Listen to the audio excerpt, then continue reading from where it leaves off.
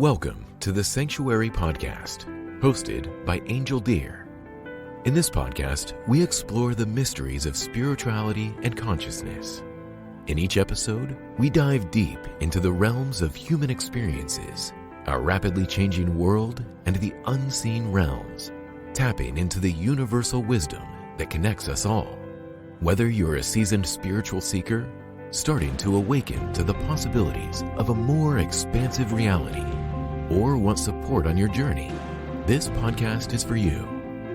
Join me as we explore topics such as shamanism, spiritual transformation, holistic healing, the medicine path, energy healing, plant medicine, ancient wisdom, and more. Our guests are respected elders and experts in their fields, and we'll learn from their insights and experiences as we journey together on the path of spiritual growth. If you can, please consider supporting this podcast by joining our Patreon page at patreon.com/thesanctuaryny. Once again, it is patreon.com/thesanctuaryny. Now, let's dive into today's episode.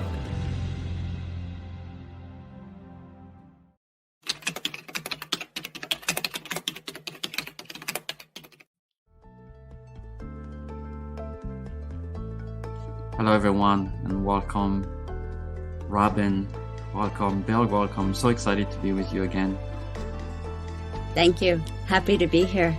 Yes, it's always a pleasure to connect with you, and I feel it's always a long time between our connection, but I think it was like 6 months ago that we connected last time. And every time you have kind of a new book coming up, which is interesting. I want to ask you, when do you find the time to write that much? But I'm really excited about the theme of tonight's discussion about, well, you wrote it, so I'm going to read it. Nothing is a distraction from your life. It's all your life. Loving all of it.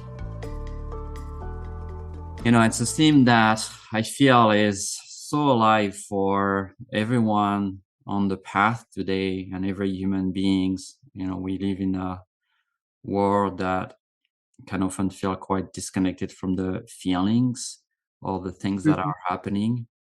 I was listening to a beautiful talk this morning from Joanna Macy, and she said you need to go deep inside you and find the grief of the earth and hear her crying through you. And she, said that unless we really are able to listen that deeply to ourselves, to basically allow every part of ourselves to be heard, to incorporate all of that, we cannot step into right action, into clear action, into wisdom.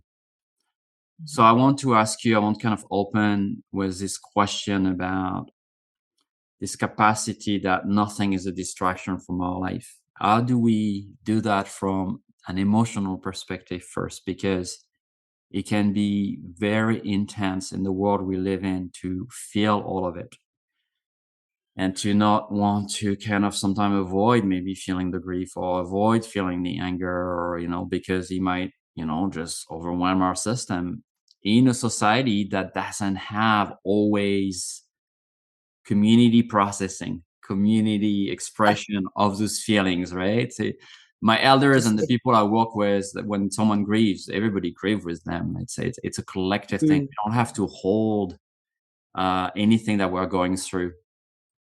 And so we can learn, I guess, in that way to kind of love all of our life, love all that we are experiencing, because it's a collective expression. It's not something that's broken with us or that's wrong with us.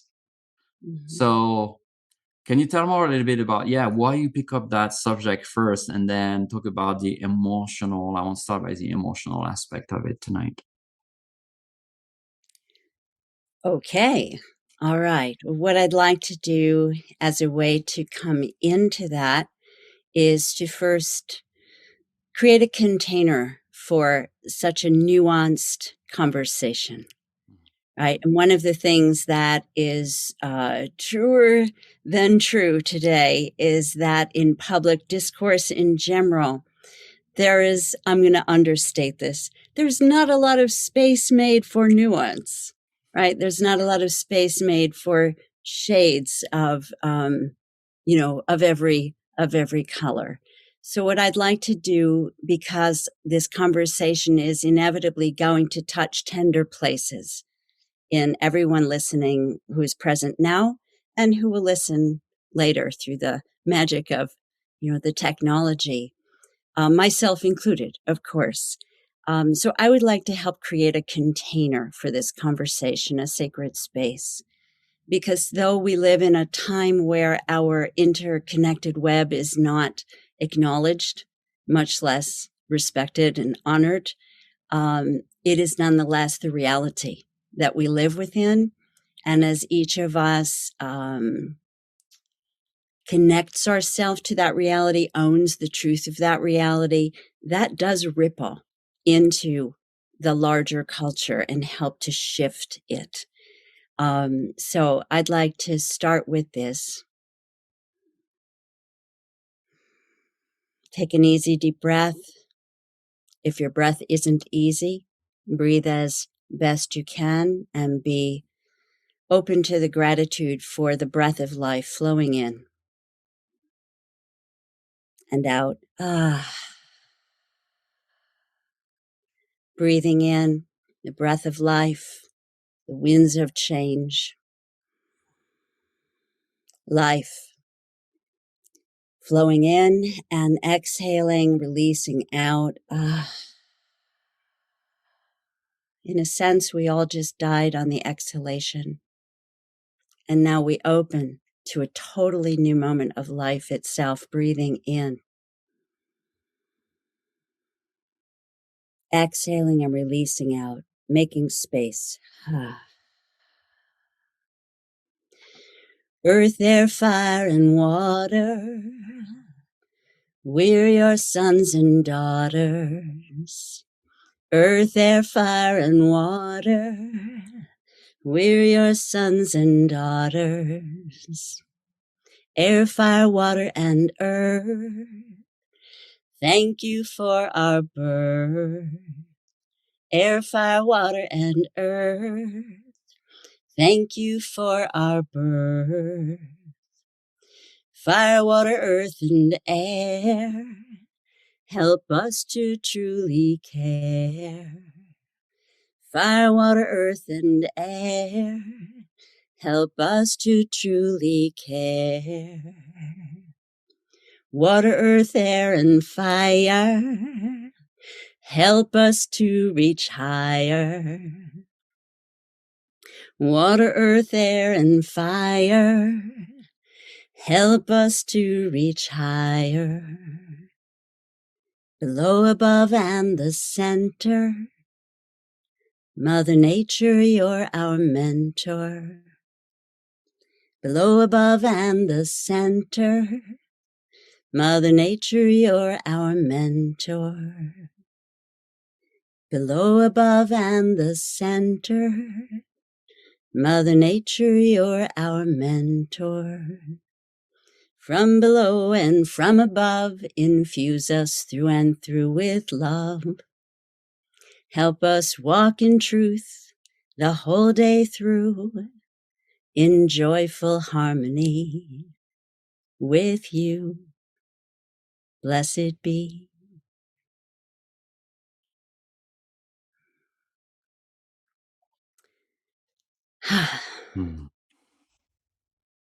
We absolutely must reweave our place in the web in order to open ourselves to all that is happening, to all that is.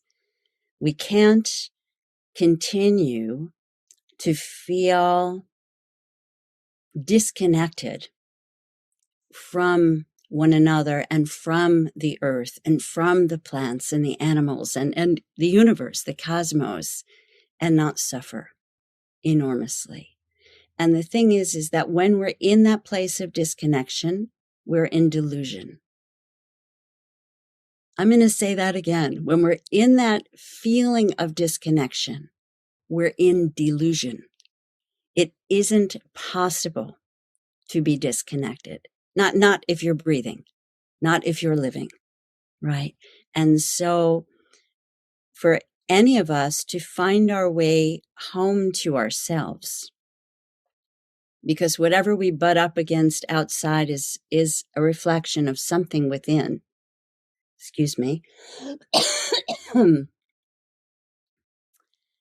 We can't do it without having the sense that we're supported, right? That the universe is with us, right? So as many of us say today, right? The world's crazy right now, right? But the universe isn't, right? And if we want to go a little deeper, the reality is not. Reality still makes very much sense. Everything that is alive is in cooperation with everything else.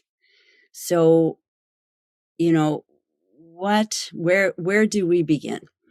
Anywhere. The answer is anywhere, with any breath, right? In any moment. One of the things that I've been coming to a lot, Angel, is that the past can only be the past if I let it go. Otherwise, it's the present. The past can only be the past if I can let it go, right? To be in the present moment. And carrying a lot of the past into the present with us can feel very heavy, right? Obviously, I'm not talking about the gifts of the past, right? But the baggage of the past, the difficult experiences. The other thing is, well, I like, as you know, I like to write. And the answer to how I write so much is that I do it very slowly.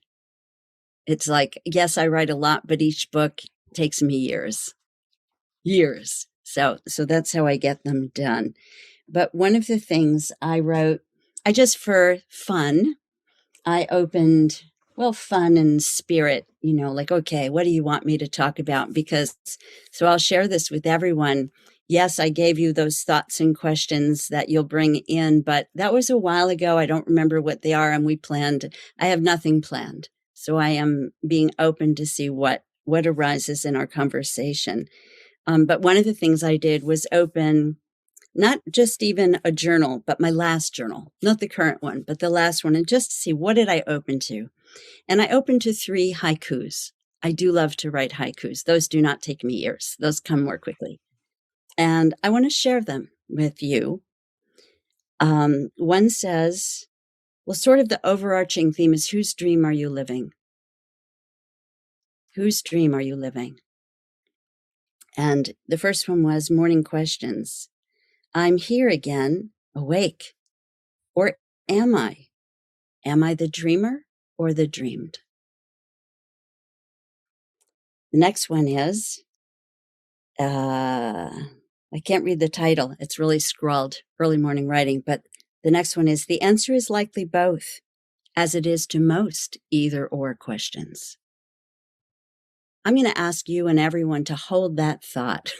The answer to most either or questions is almost always both.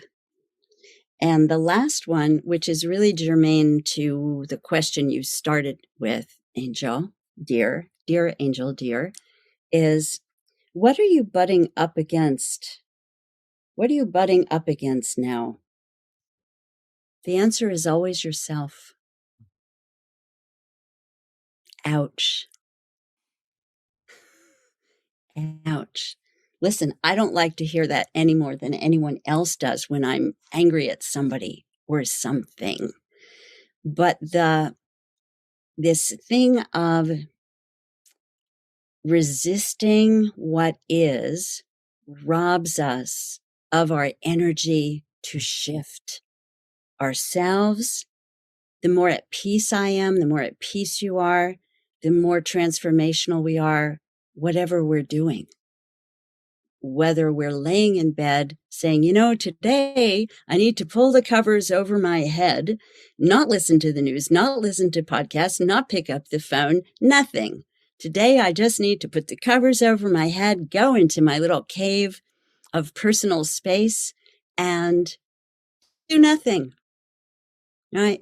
Breathe, be, cry, laugh, whatever it is, right? Or maybe maybe you don't have the covers over your head, but you have a day where you're just reading a good book. Not nonfiction, not prescriptive book, but a story, right? The more we can come into harmony with the truth of how we're feeling and who we are in any moment, the more options open up to us about how to approach thorny things, thorny relationships, thorny people. Somebody said to me, I want to, and this is, let me just say it. She said, I want to be in a place where people stop asking so much of me. Mm-hmm. Now, I understood what she meant, but you can't be in a place where people stop asking something of you. You have no control over what people ask, right? People can ask anything they want, right? So I understood that what was under that was, I want to be in a place where I can say no, or I can say yes. So it just always comes back. And this I learned from my very first spiritual teachers. Long before I was an herbalist, I was so fortunate. I had these wonderful teachers, June Graham and Jim Spencer, who are both ancestors now. But I do have a link to a site that contains some of their writings and their work on my website. But they were wonderful teachers of how do you make peace with what you resist the most fiercely. And this is not a popular topic, right? This is not a popular approach. And yet I have found over these last few decades that it's held up through everything. It is a path to inner peace and inner freedom and joy. And coming back, because this is so vitally important, you brought in grief, as Joanna Macy speaks of. Beautiful, brilliant. Thank you for being yourself, Joanna Macy. Grief and joy are the yin and the yang. We cannot have full expression of one without full expression of the other. It's not possible. It's just not possible. They come together. And by blocking our grief, we've blocked our joy. And by blocking our joy, we've blocked our grief. I've personally been shamed for both. Or had people attempt to shame me for both, for either. And there were times when that really, really hurt, especially when it was for joy. I just went, shut right down. Mm. Like where something had opened up in me, liberated in me, and I expressed it freely. And then it was like, wham, you're some kind of idiot, or you're some kind of naive, whatever. Right. And then a few, some years of personal work later, I opened that door again, and said, F you don't like my joy. Too bad. Right. Right. But, so this is really crucial. Yes, we must feel the grief of the world, but we also must feel the joy of the world. When you sit by the river that runs through your land and that river is flowing, there's joy there. Or when the flowers come up through the earth and they come up yellow or purple or red, that's the earth's joy showing us. So, how do we open to all of it? Really, we open to ourselves, to all of ourselves, all of our, the qualities we judge as good and the qualities we judge as bad. So I opened my newest book to what is the message to share tonight with the people who will be here and the people who will listen later. Just give me one. Okay, so I just want to share with you what I opened to. I opened to, because each page of this book is like a wisdom and then a little explanation and a beautiful illustration facing it. So the page I opened to, which is more than perfect, is Plants know who they are. Plants know who they are. One more time. Plants know who they are. And then the little paragraph under is, I've never met a daisy who wished she smelled like lavender, nor an oak tree who felt inferior for not being as flexible as a willow. When you ingest, imbibe, inhale, or sit in meditation with any plant with respect and gratitude, that plant will help you center in the truth of your own being. Plants will help you know who you are too. And there's lots of herbalists on this call who know this is true. I see you nodding your heads and smiling, right? The plants help you. And Angel, you write about this, how plants transformed your whole life. I thought of you today, by the way, because I found a giant puffball mushroom in the gravel. And I thought, well, most people would definitely not pick this up, but I just trimmed off the outside and cooked up the rest. It was delicious. Nice. So I know you're a mushroom guy. You know a lot more mushrooms than I do. Yeah, I just found an amazing lion's mane today on my land, which I don't really find them on my land very Oh, often. nice. Very nice. Right, Yeah, but the plants and the fungi are different, but I can definitely speak for the plants. They know who they are. And when we take them in, they help us know who we are. And that is everything. you know, it reminds me, years ago, I was sitting along the Delaware River here in meditation. And it was right after we got this big flood from this big storm. Mm. So the river went way, way more up and wide. And there was this tree that fell over. That was probably, a few hundred years old and just had fell into the river. And, probably this tree by now is dead. Wasn't it just spruce? Yeah, it was, I think, a spruce or even a willow, because we have a lot of willow. It was planted near the park here. And they get quite bendy at some point. Yes. But I think he had his roots in the water for a bit too long, and there was the wind, and he was broken, and he was down the river. And I was, just looking at it, and he's told me, and that's the message I received, is like, I'm not angry at the storm, and I'm not angry at the river. Mm. Mm. And I really sat with that, because obviously when we do experience something in our life, I'm talking about surrender and resistance, kind of weaving on what you were sharing. Yeah. Obviously, we are going to blame whoever created that pain. We are probably going to stay stuck in that story for quite a long time if we stay there. And it's very hard because we are gifted this gift from the creator of choice, right? We can choose to hurt or we can choose not to hurt. The tree is just being the tree, is in his essence, and yes, he knows who it is, but we have kind of this choice. So we feel always wronged in that. Why I'm sharing that is because I feel like the idea of surrender and this resistance can be easy for some aspect of life, but can be very difficult where we are confronted with extreme pain, difficulties, hopelessness, things that are really difficult to comprehend. I'm thinking of the refugees right now in Syria, in a camp. I've been there for 15 years and just living in that camp. How do you surrender with your children and your family to that experience of devastation and your family being in that? And then, I'm thinking of Viktor Frankl. I'm sure many people read Man's Search for Meaning, that he wrote in 1946 when he came out of the concentration camp.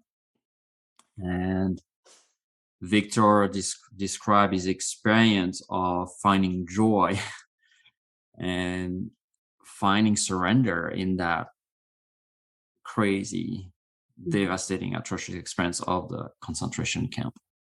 And I was like, wow, how do you, it's like, for me, is my reference, right? It's like, okay, he was able to find meaning. He was able to find beauty, and he talks about it in such incredible way. And he describes his psychotherapeutic methods and how, to identify purpose when it's purposeless, to find meaning when it seems meaningless, to find hope when there's no hope.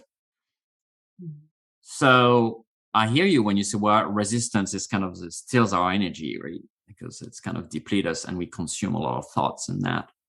But how do we kind of balance this acceptance vs maybe fight or resistance or trying to change between the surrender and the action? So when is the time for what? And how do we really know when it's time and when it's not? When it's time to move, when it's time to react, when it's time to say something, when it's time to do something instead Well, of it can having be, to do with it. yeah. Well, again, there's the either or. It's a both and. It's not an either or. It's not that if, and we could spend the next year or so talking about all the many, many, many things that are so awful they virtually defy belief that are going on, right? Around us right now. Or we could spend the year talking about all the acts of kindness that are going on around us that aren't making the news, right? So both and, both and, both and, both and. So here's what you bring in is where we go into nuance and where a lot of people get confused about what acceptance really means. Because when you say, when do you accept and when do you act, then what I hear there is that's more about resignation. Mm-hmm. This is the way it is, and I can't do anything about it, and it feels horrible. And right, resignation does not bring peace. Acceptance is only meaning, or for me anyway, it is only about accepting that this is actually what's happening. Because where the fight thing comes in big time is this shouldn't be happening, this shouldn't be happening, this shouldn't be happening, this shouldn't be. And now listen, I can think that as much as the next person. Don't, human, sure, just like everybody, right? But that's where all the energy then goes. So it's a question of how do you shift from this is happening, now what? Right? This shouldn't be happening doesn't lead me forward. It leads me to this, right? It's a defensive posture. And every response, and it's also response rather than reaction, right? That kind of everything has its place. I'm not saying there should be no anger. I'm not saying there should be no outrage, right? But if you're at peace inside, I'm not saying it's not a tall order.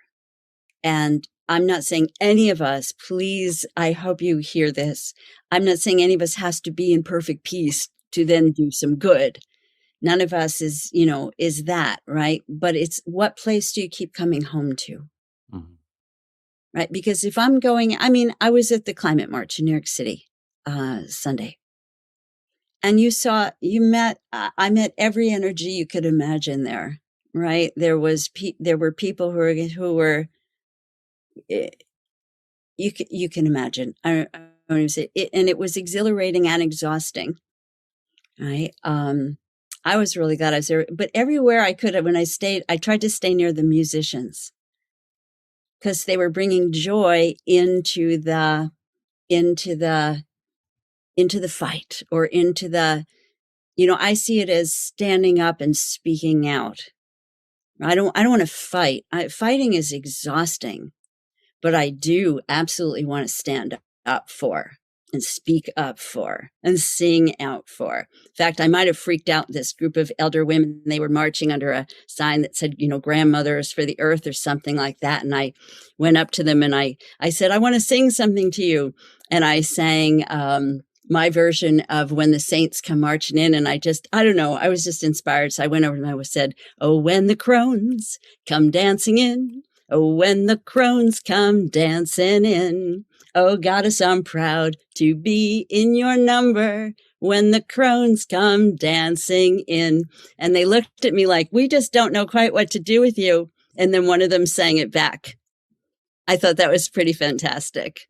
I mean, we just have to make ourselves, find the light and the laughter and the joy to be sustainable, because the things that we are watching fall apart and the new ancient way of being on the earth that we're building is it's going to take all of our lifetimes.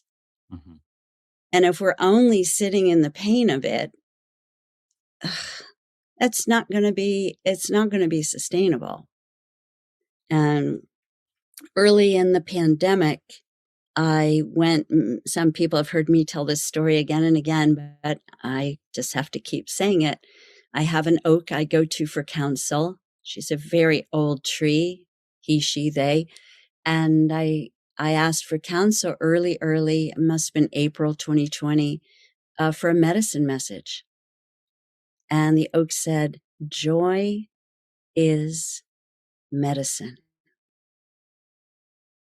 Cultivate joy. Joy is medicine.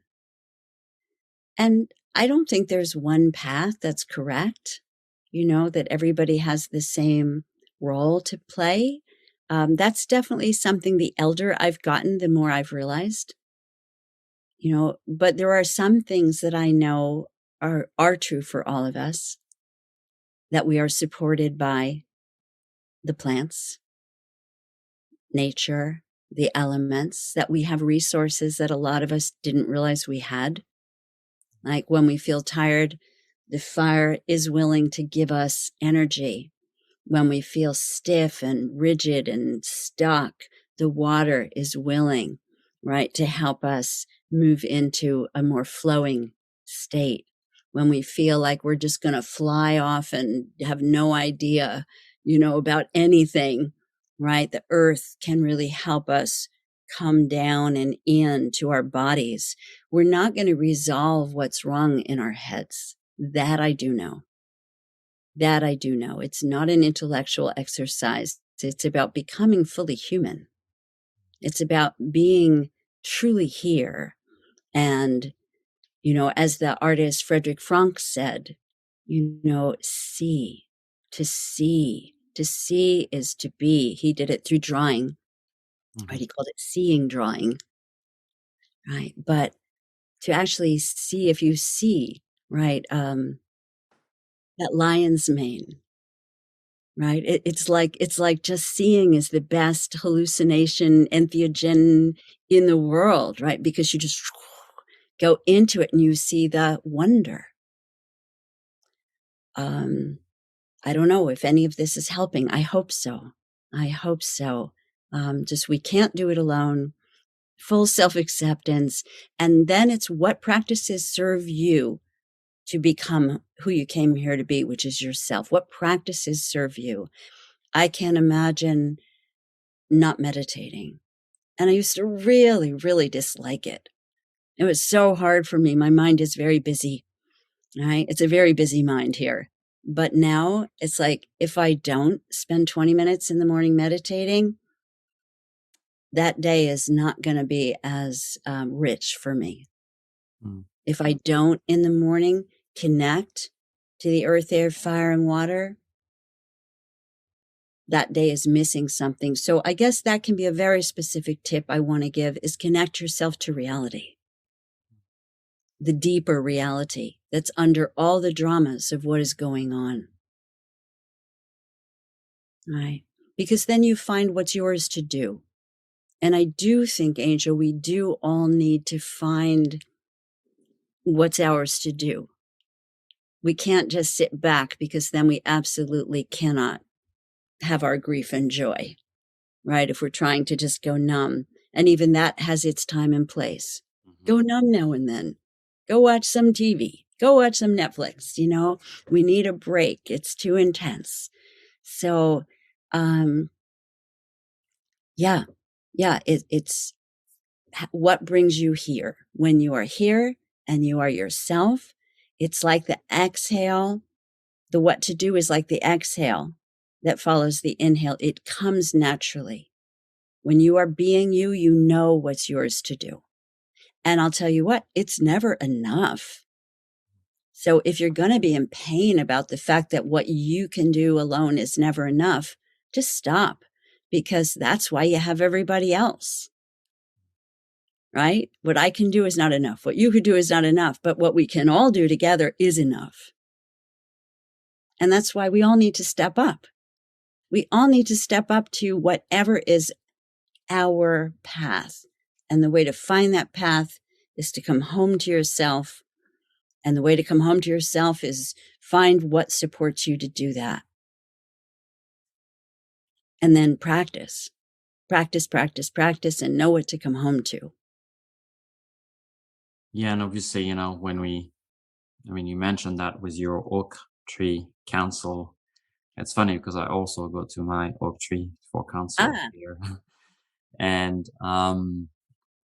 there's a couple now next to each other. And I never had any, in fact, ideas of writing or classes or things I really want to do that felt really fully potent and aligned without receiving it from those allies, from those relationships that I've cultivated over the years, which was also, difficult for me because my mind is very busy.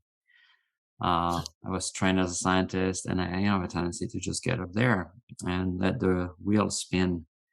But what I want to ask you is talking of plants, where each plant is very different in the way I feel, in the way they surrender, accept, and the way they are into action.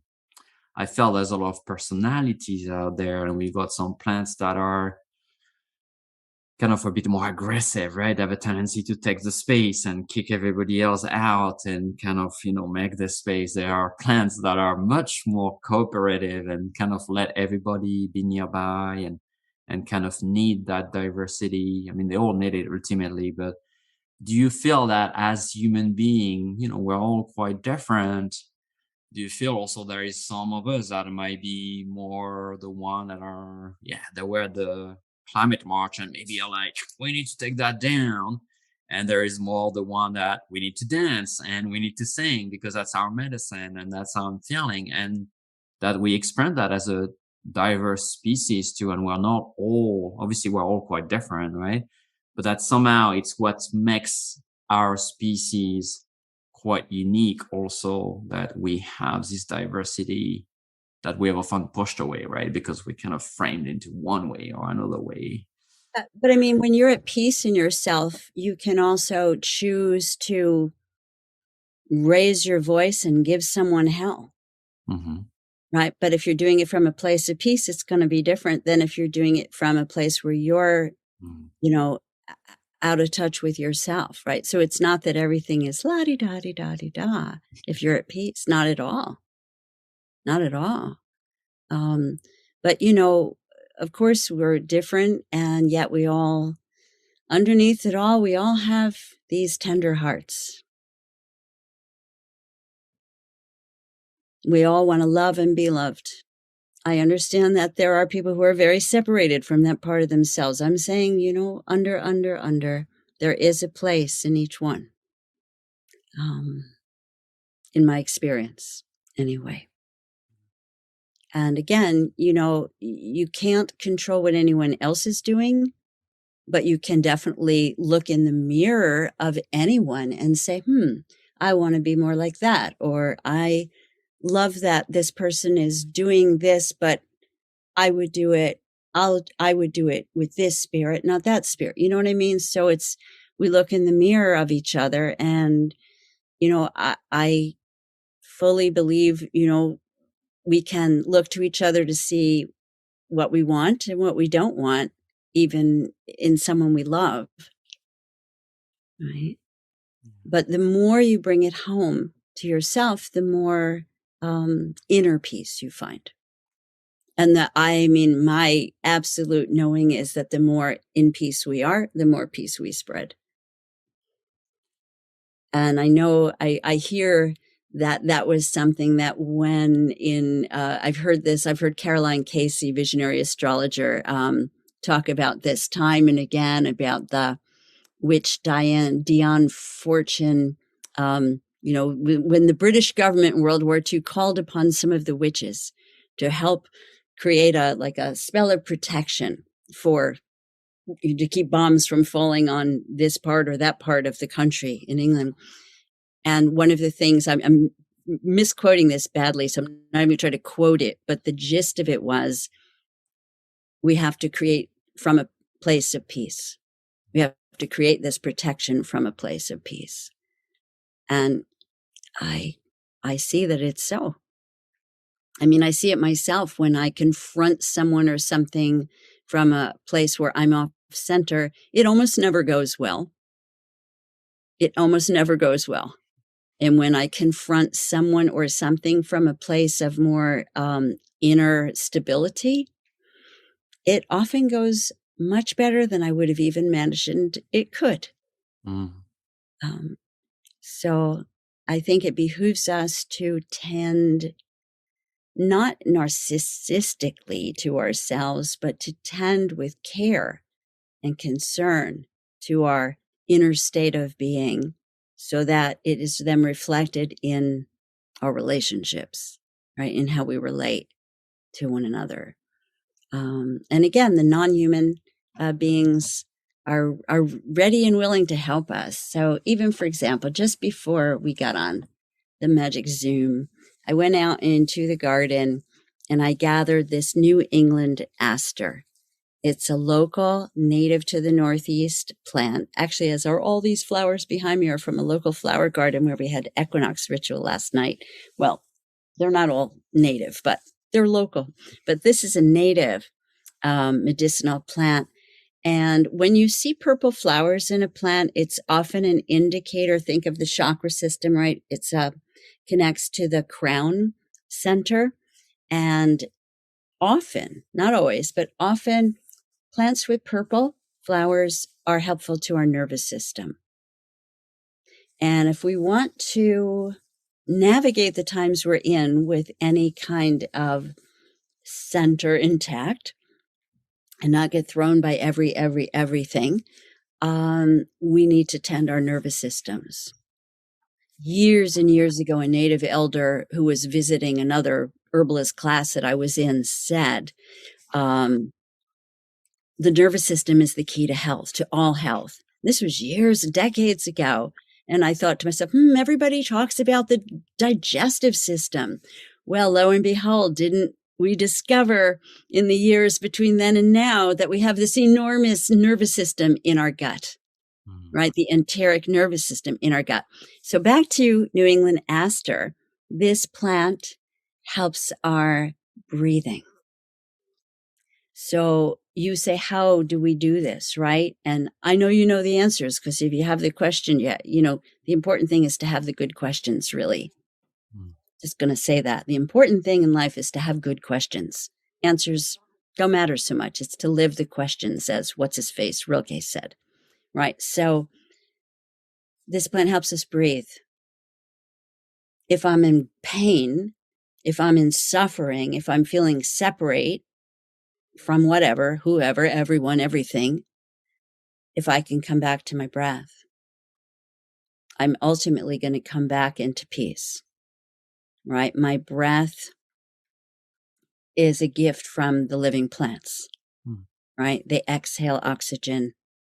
I breathe it in, right? I exhale carbon dioxide. When their roots are in the ground, they breathe that in. It's impossible not to be in relationship with nature. It's only possible to forget that you're in relationship. So that's the beautiful thing, is we don't have to create anything. We just have to kind of drop down a few notches, slow down. So even like someone like you, Angel, you're running, you're doing this, you're traveling here, you're maybe things shifted for you some during the pandemic. But in all the fullness of giving and doing and trying to help and earnestly caring so deeply, right? You can forget that tending to you matters too, right?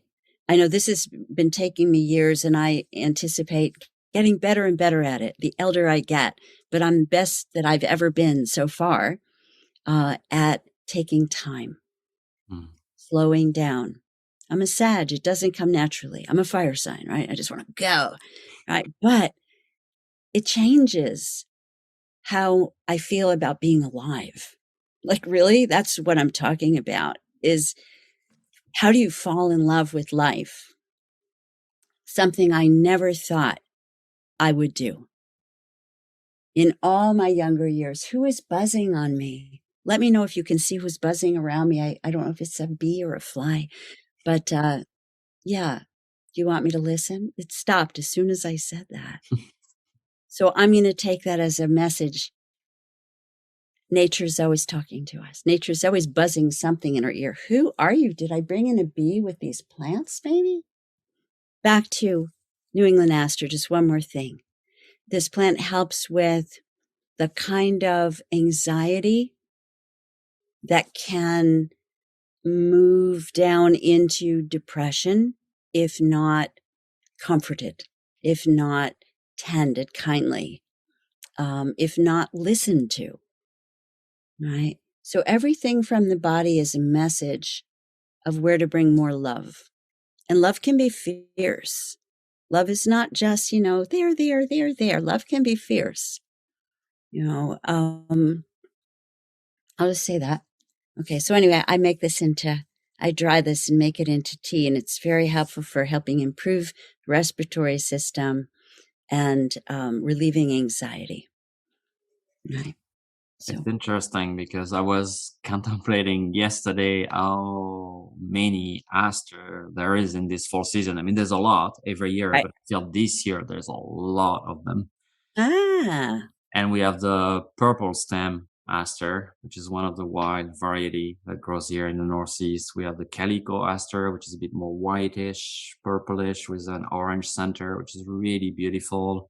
And they are really covering my land right now. I don't interesting. already mow my land, and I cannot let it go half wild or fully wild. But this year I was really struck by it. I know it is. Sometime maybe it was there before, but maybe it was not. I felt like this year is like a fall full of aster, and I was going to ask you about the aster family in general as plants, and what are they trying to help with? Well, because I always felt they always come ahead or when I need them, right? And that's very clear this year about the purple aster.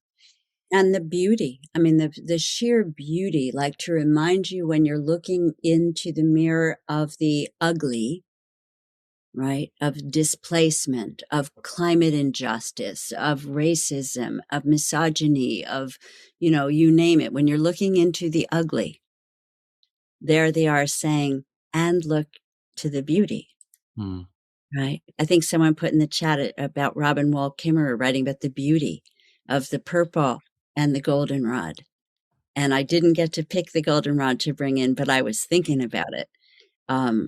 Yeah, just the reminders, right? If nothing else, those asters are saying, angel, look, beauty, life, flowering, happening. It's all happening at the same time.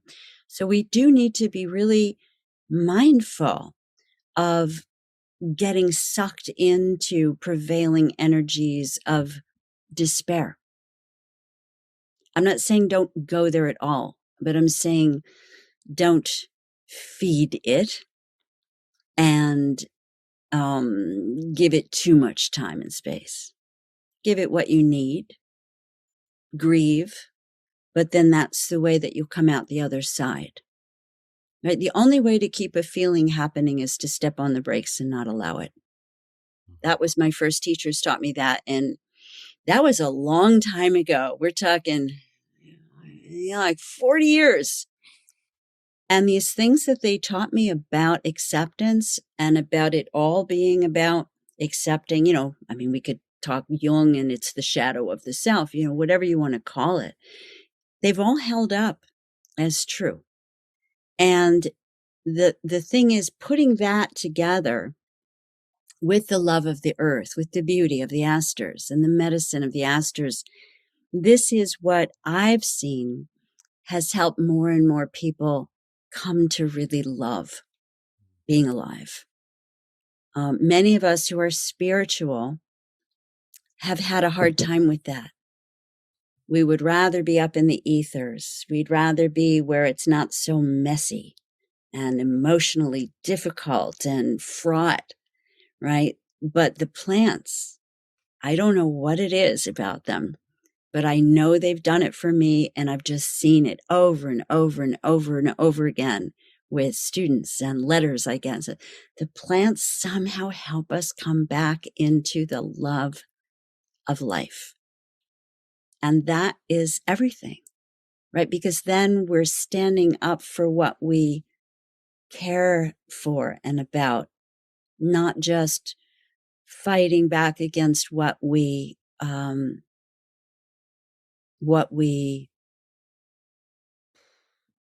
however you want to say it, what we know is wrong. It's against nature. It's, however you want to put it. You need to know what you're for. And then that becomes pretty infectious, pretty contagious in a good way. Joy is medicine. Is that in Witchcraft 101 techniques?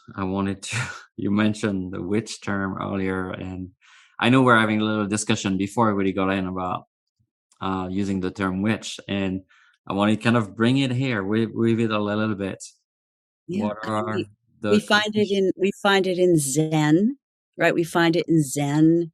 We find it in witchcraft. We find it in ecofeminism. We find it in anywhere. We find it in indigenous wisdom around the earth, right? Anywhere that people live in connectedness with the living nature.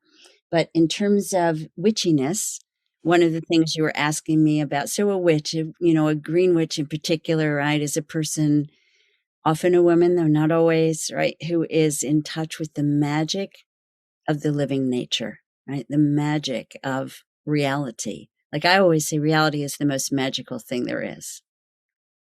And people are like, wait, what? What? Well, watch a being being born, any species. It's pure magic, essence taking form and coming into being, right? Or be with somebody as they're leaving their body, especially if it's someone you love, right? Hold their hand and feel that transformation of material existence going back into the ocean of all that is. It's magic, right? It's not rabbit out of the hat magic. It's spirituality magic. To me, they're equivalent words. But yeah, so in a witch is, or at least this witch is, it's really about, being in love with the green world. And years and years and years ago, I made the conscious decision to own the term. And part of it was because the word has been used historically to silence healers, midwives, medicine people. I owned it as a reclaiming, and put green in front of it because it was the best descriptor. Right. And, that way I figure if somebody was like, you're a witch. I'm like, yeah, I know. It says so on my website and on my books. And yeah, yes, you noticed. Okay, good. Thank you. Right. It's making it no longer a weapon. Right. It's not a weapon. Any Right. resistance to that from family, friends, people at the time, or I've even, had, of course, the last 20, 30 years you used it, right? Of course there was resistance. Of course there was. People were like, you could be so much more successful if you just said herbalist and you didn't say witch. And we all know that that's what makes us happy, is to be, famous and successful and wealthy and yada, bada, blah, right? But I am really interested in, above all else and threaded through all else, I'm really interested in authenticity. That is what turns me on. Integrity, And having, and this is something I've worked towards and will always till my last breath, having the inside and the outside match. Having the inside and the outside match, a coherence of the person. It's that to me is exciting. That to me is juicy. That makes it fun. And yeah, so it was just a good word, and I liked it. It was pretty good. I don't care really, honestly, about labels. I really don't. Um, but we use them. Hmm. We use them, and it's a good descriptor. And then to be, just to add a little to the conversation, I was an herbalist for years, maybe 10 years before I learned that my great grandmother, Esther, had been a rather renowned herbalist in Brooklyn, New York, a Russian Jewish woman. Everybody came over in varying degrees of enormous distress and pain and so on and so forth. And what's the word, threats against their lives. And my great uncle said, we reconnected after we had never known each other. We reconnected. He was not well. I began to bring herbs to him and stuff. And he said, my mother did this. And that's how I found out. And I said, oh, you mean she helped the family? He said, oh, no, people would line up, down the block. I said, really? He said, yeah, they called her a Tishamacha in Yiddish. And I said, what's that? Having zero Yiddish. And he said, it means a mischief maker. And I said to myself, okay, clearly that is a euphemism for a witch. Mm. A mischief maker, right? We do like to have fun. And then I learned that I actually have a witch and herbalist lineage. I had no idea. I always thought all my most treasured lineages were spiritual, past life memory, ancestral things. But then to learn that there was actually a bloodline as well was kind of very thrilling and wonderful. And I have one tiny picture of her that I keep in with my dried herbs. And I like to think she's, kind of pleased with me for following this path. And as I said, I was really a deeply involved spiritual student for many years before I became an herbalist. And for me, again, it brought everything together. Mm. So it's like bringing together, like in the beginning when I called above and below. Above is like one way to say it, to tell the story of it is it's transcendent spirit, right? And below is the immanent spirit, Immanent, the spirit that's in the stones, that's in the soil, right? And so it's a way for me, it's this path, which is not for everyone, right? For me, this path is a way to bring together, right, the transcendent spirit and the immanent spirit into physical expression. And that brings satisfaction, right? And honestly, I just didn't know that I could ever have that. I really didn't. I thought I'd be one of those people who'd be like, 82 and going, maybe I'll find my path. So this was a very pleasant surprise. Was there, I want to talk a little bit about your book that's coming out, but Thank was you. there plants allies on those steps? I don't think we ever talk of that. Like, what was the first, or was there like 2 or 3 plants that were really key in that process of self-discovery and remembering? And Mm-hmm. yeah, this is it. I'm going to Yeah. give you a loud message so you can hear it. Yeah, but even so, it still took years to fully unfold and trust it. And I remember my mother saying, oh, well, do you think you'll still be as into this, like, in 5 years? I'm like, I don't know. Let's see in 5 years. Right? Let's see what happens. And that's, that attitude of being open to wonder and curiosity can be very helpful to any of us, right? We often think we have to know like right away, but let's like experiment and explore and find out, right? Right. What makes your heart sing? That's a great question. What makes your heart sing? You know, what helps you be more filled with light? What gives you a sense of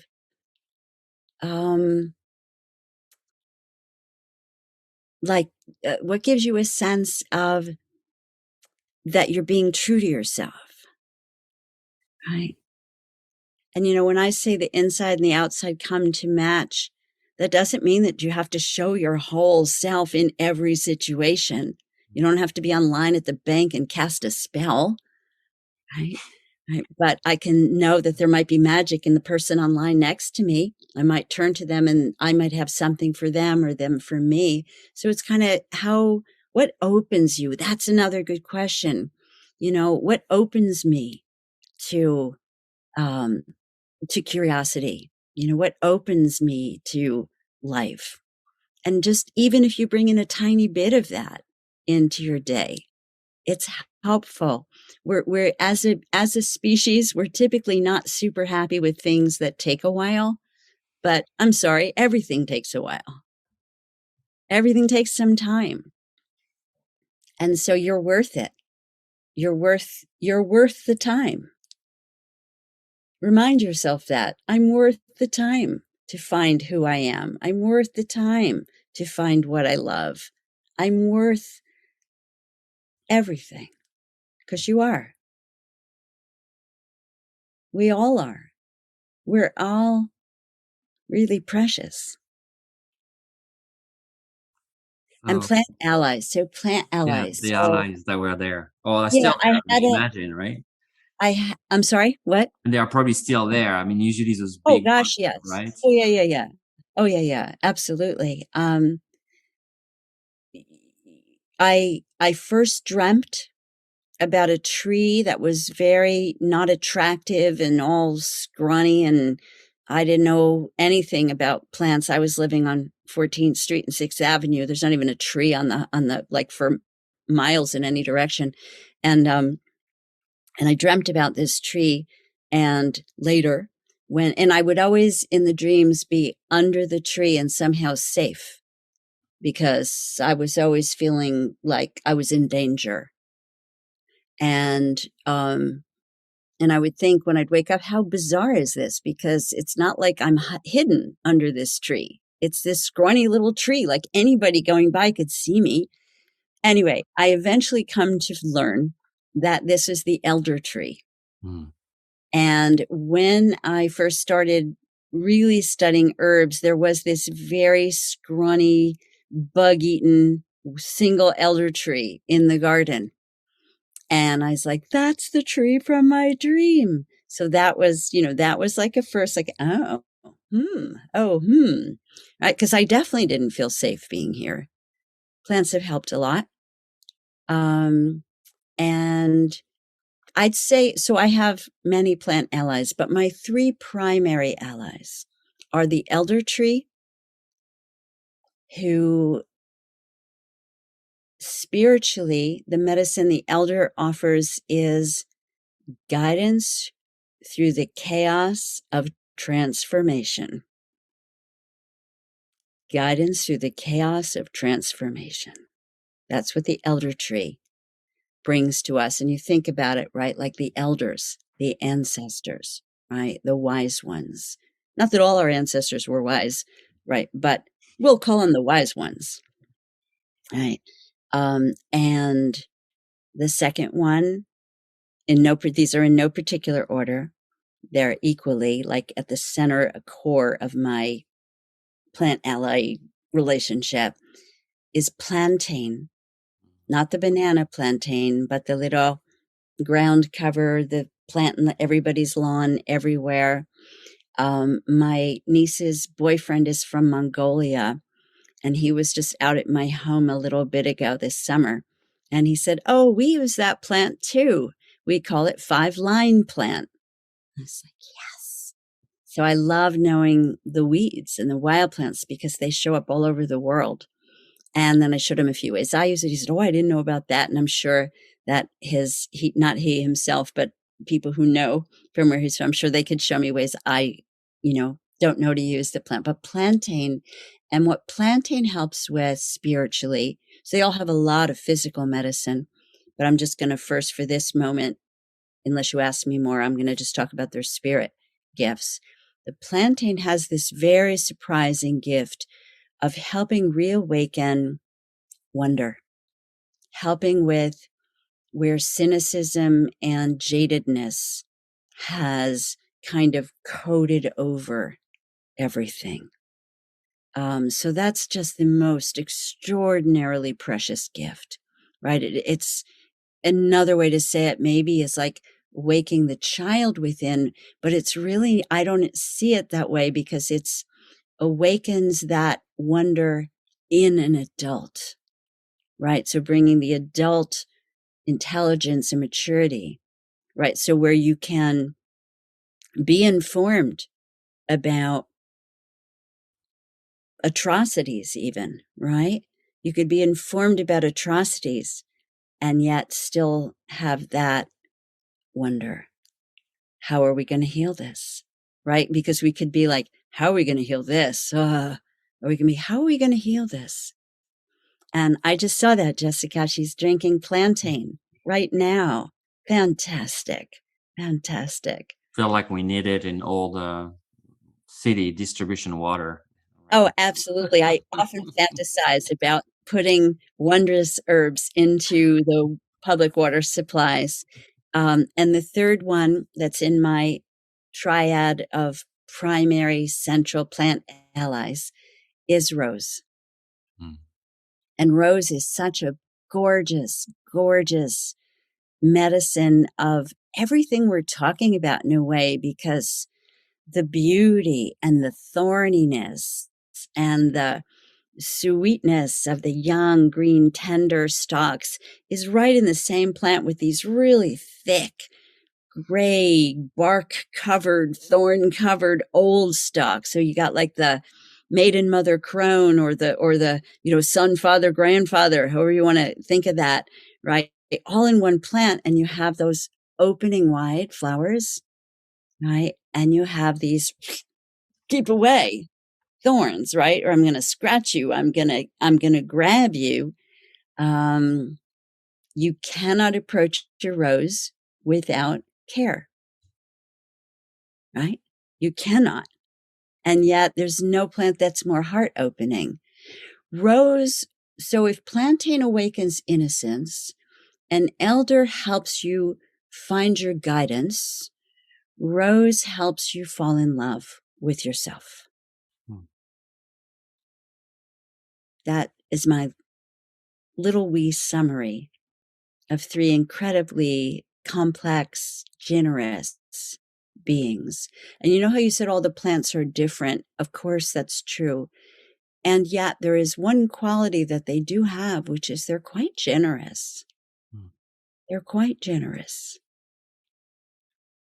and very forgiving, I find, very forgiving. But they love to be respected, thanked, admired, appreciated, seen for who they are, just like any of us do. Like, just think about it. When you're with somebody who you see is seeing you, right? You like really seeing you, it's so nourishing, right? And so we all need at least one person who does that for us. That's just a non-negotiable thing. Like, yeah, if you don't have anybody, start with yourself, look in the mirror and go, I'm there for you. And if I've not been there for you, I'm going to learn to be there for you. But also grow a relationship with one friend, someone, who sees you, because we all need that. Mm-hmm. Yeah. And if you don't have that, or you don't trust someone right now because of things that have happened, then turn to a tree. Obviously, animals can be really helpful here as well, right? But trees are really great for meeting you right where you are, And, in our contemporary culture, less now, but still, people think, well, that's just crazy. I know not you who are here on this in this conversation, likely not you. But I mean, I've had people like watch a YouTube video and then they'll write, "Oh, you had me until minute 3 and 47 seconds when you said mugwort told you blah blah blah. I'm out of here." Like, or what do you mean you ask a plant for permission before you gather? That's ridiculous, and they mean it. Right? And for me, it's so obvious. It'd be like coming to your house for dinner and not bringing something, right? Or barging in your front door instead of knocking, right? If I barely knew you, right? You just don't. So we can't look to have our, everybody isn't going to love and accept your expression of your own knowings, right? Or your own growings. And that wasn't where I was originally going with that, but it went there, so I'll follow, right? But you have to trust, that if some people fall away, other people will. You'll be making space for other people to come in who do see you, who do accept, Or then you have those people who will just giggle and you just go about your business and talk to your tree. Oh, that's what I was saying. I was saying, to me, it's insane to think they're not listening. Everything in nature is listening, hearing, not just listening, hearing us. They hear your prayers, they hear your songs, they hear your tears, they hear your laughter. They're wonderful teachers of acceptance, right? When I lost my beloved, my life partner, some years ago now, it was trees who really, really helped me. In particular, one evening, I remember them saying, it was almost like the whole forest was singing to me, "Robin, everything lives and everything dies, and everything lives and everything dies, and everything lives and everything dies." And, saying this here, sharing this in our circle, our sacred circle, of course I was grieving. Right. But there was this invitation. We're coming right back around to the beginning of the conversation. They were inviting me to accept, right? Not to be grieving in the place of this shouldn't have happened. I know best. I know better than life. I know what should and shouldn't be. It was everything lives and everything dies. And this is what's happening. And now go and grieve your heart out. I'm really feeling the distinction even that you made earlier. Acceptance, yes. Resignation. This is not resignation, acceptance. Yeah. There's obviously, it's a tender subject, but there's a heart space there in acceptance that is open in a very different way. Yeah. Yeah. And it's like I heard your wonderful conversation with the elder Zelda recently. Maybe it was the last one you did before this. And she said, "I take my grief inside me. I take my grief inside me and I love it. I love it because it's part of me." And I found that so moving. I shared that, link with many because it's such a important teaching. And again, I've had people go, "Well, you just clearly you don't know what's really going on, or you wouldn't be, joyful." And it's such an arrogant attitude. It's like, yeah, I'm perfectly well informed. I have attention surplus disorder even, right? But it's an invitation to grow ourselves enough to let that flow through too. And find what's ours to do about it. I'm definitely not counseling complacency. I'm definitely not. Yeah. Very different kind of presence. I can feel Yeah. it. And if I do want to invite, if people have questions or comments to, I don't know how close we are to the end, but put them in. Feel free if you would like, because, it can be a conversation with you as well. So I want to talk about the golden nuggets of green witch magic. Okay. Your new book that's coming out, right? That's in pre-order, the Green Witch Pockets Book of Wisdom, Big Little Life Tips. And you read a page for us, but can you tell us a little bit about the context of writing it? And you write so many books already, but this one, was in your heart? Yeah. And what's there? So the spark of this one is kind of almost like where you started this conversation. What's the path to acceptance? How do I do it? And so the book is a 4x6 pocket book, beautifully illustrated by a lovely artist who's local to me, Gail Stoughton. And, I started writing it probably, I think, 2017 or thereabouts. But really, it's a compilation of all my years of spiritual seeking and finding, right? And walking the path of being alive in the time that we're in. And what's in this book is what has stood the test of time, what's been helpful and held true through everything, through every loss, through every tragedy, through COVID, through illness, through deaths, through it all. What has helped guide me? So it's an amalgamation of teachings. Some of them are questions to explore. Some of them are single lines. Like I said, most of them are like a line or two and then a bit of explanation. I wasn't going to put any explanation, and then people who had read it earlier said, you got to say a little bit more about it. What's obvious to you isn't necessarily obvious. So I did. And and the pocketbook, because my hope is that they're so helpful, you're just going to want to put the little book in your pocket or your purse and just take it with you anywhere and everywhere, as helpful reminders. And I could just open at random again and see what I open to. I was going to ask for a gift. Yes. This is kind of a deep one. Breathe in. Life. Breathe out. Death. Pause. Repeat.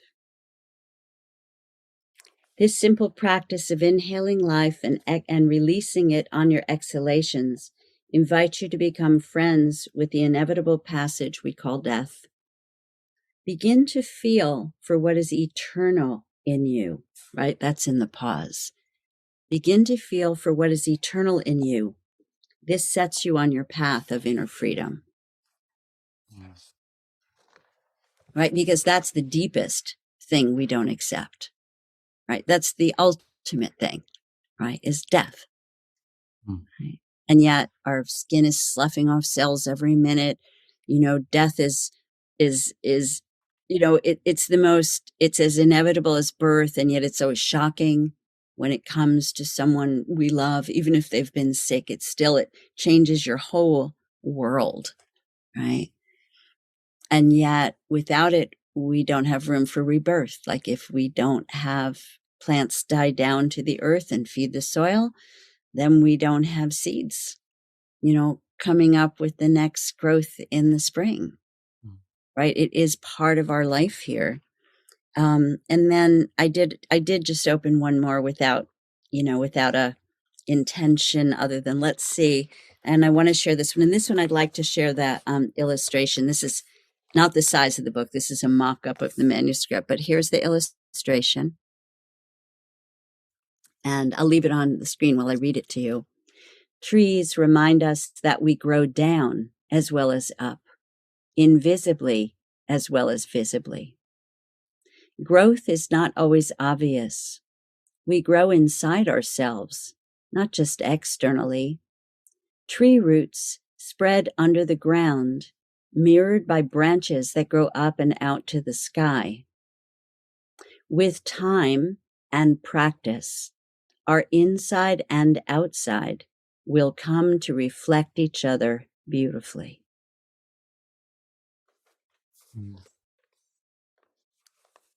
Thank you. Okay. I was traveling in and out and in. Beautiful. And just literally a couple of hours ago, I launched a brand new website called Robin Rose Bennett Books. And this book is listed there for pre-order. And that's good through October 31, a date chosen intentionally. Yes, indeed. And what I want to just quick let you know is that for anyone who pre-orders, which is helpful to authors such as myself, if you pre-order the book before the official launch on October 31, you will get an absolutely beautiful bonus booklet that I wrote that is recipes for deepening meditation, dreams, and intuition. So that's my thank you gift. And also for anyone who reviews the book, you get automatically entered into a contest to win a tarot reading with me. And I'm going to pick the winner on my birthday in November. But you can read all about it on my site. I'm going to rush to be doing that right after our talk together. Thank you. And for everyone listening now or listening on the recording on our podcast and YouTube, well, you can find the link about, Robin website and her books and all of that right under in the video and in the description. We'll make sure to add that when we place this recording. So, Robin, we're arriving at the end of our time together today. I really want to thank you first for your medicine, for what you're sharing. I feel it, experience it. I'm sure everybody on the call does. I don't know where you were in your head, in your mind, but I was definitely having a difficult day today, and just being with you today, and it just like brought me into the center, brought me back home. So I thank you for that. I always feel like there is the words, but there is way more than the words that move when we connect with each other, and I can feel that deeply, and I really thank you for that. And so, I want to leave you the last word for however you wish to close this interview. And I want to thank everyone that's here live, and everybody will be listening to the recording, but I always leave the last words to my guest. So thank you so much, Robin. And yes, here you go. You can go for as long as you wish until we stop the recording. All right. Well, and thank you, Angel. I really appreciate that opportunity to be here and speak with you and everybody present and coming whenever.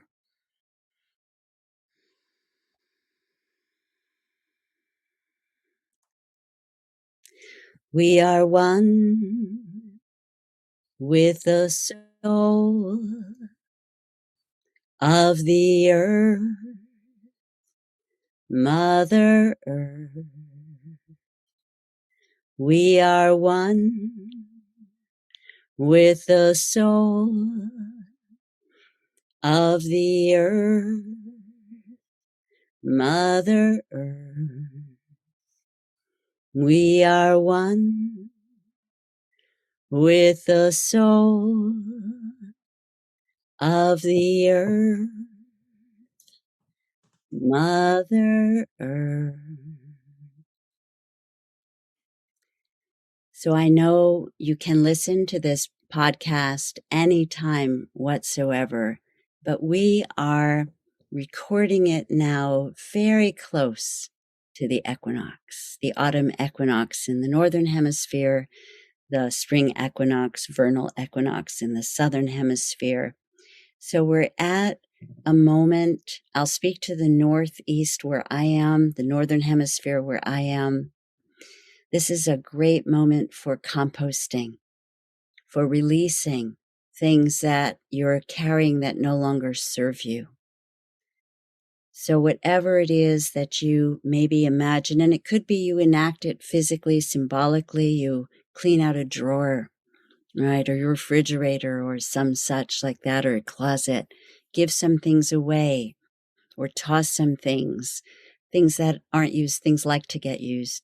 Just make some space for inviting in the abundance of the harvest season, for inviting in when you make space. This is one of the wisdoms in the book, is when you make space, it makes a place for good things, good people, opportunities. It gives them a place to come in. So I wanted to share that with you, and just a reminder to align yourself and ally yourself with the reality of the solar, of the seasons, right? And of the lunar cycle of the moon. The moon particularly can nourish you emotionally, intuitively, psychically. To access your own intuition is vitally important. And your body is one of your best guides and teachers into hearing your true inner voice. When you come to something and you're going, is this true? Is it not true? See how it lands in your body. That can be so helpful. And what I love about the moon cycles, and invite you to explore or to continue and deepen if you already do, is how time moves in a spiral. Dark moon fills with light and then empties again. And then we have the seed time again. It comes and it invites us to stop thinking this illusion that we move in a straight line, that growth ever happens in a straight line, right? We spiral like the moon, and we always come to a new beginning, just like the new breath, the new moon, the spring, and so forth.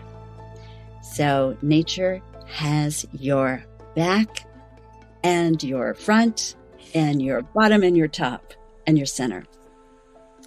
Our love and gratitude to the spirit of love in the center of the circle. Our love and gratitude to the spirits above. This can also be seen as akin to the future generations.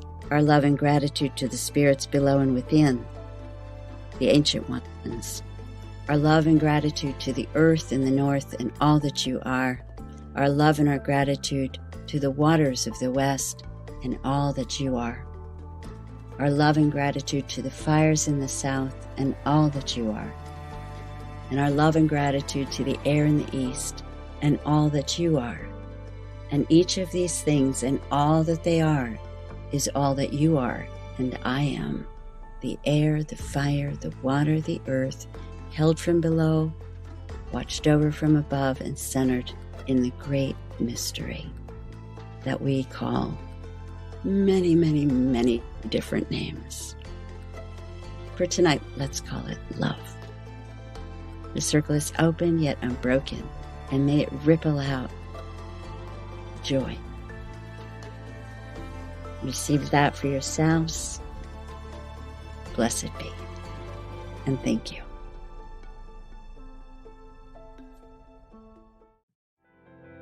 Thank you for listening to the Sanctuary Podcast. We deeply value your support. Please consider sharing this podcast with others and joining our Patreon page at patreon.com/thesanctuaryny. Once again, it is patreon.com/thesanctuaryny. At The Sanctuary, we believe that spirituality is a personal journey that takes many forms, and we honor and respect all paths to awakening and the rise of consciousness. Our mission is to provide a platform for open and honest conversations about spirituality and to inspire and empower our listeners to live their most authentic lives in good relation to each other's, the living and invisible worlds. I look forward to connecting with you again here or at our events, retreats, and online gatherings. You can find all our offerings at thesanctuaryheal.com. Once again, it is thesanctuaryheal.com.